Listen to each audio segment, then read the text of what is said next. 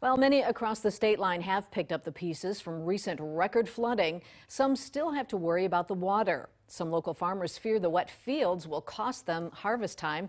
Cameron Jacobs joins us live in the studio with more on that.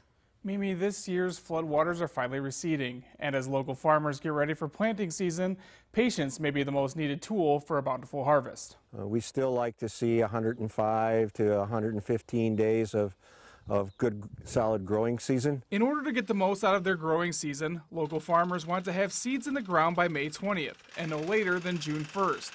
But this spring's heavy rains and flooding is not helping an already tricky situation. Farmers in Stephenson County also had to deal with flooding at the end of last season. Last fall, we weren't able to get all of our fertilizer on in the fall, so there's a real crunch to get it on here in the spring, and so that may contribute to some people being out there sooner than they should. Not being able to lay down fertilizer and level out ruts in the field could end up slowing down this year's planting season.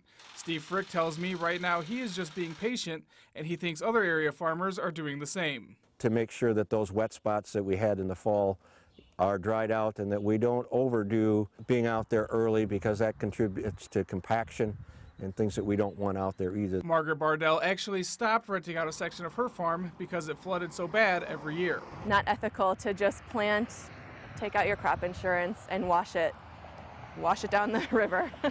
This piece of land is now part of the Conservation Reserve Program, which is a section of a farm bill, a bill that pays the couple to maintain the land as conservation and also helps keep flooding in place. There's oak trees and a few other species growing here and some native grasses that help keep the water here. Both of the farmers told me they have their ways of battling the flooding conditions in their fields, and they are paying attention to find out what they can and can't plant in certain spots. Mimi? Cameron, thanks for that report.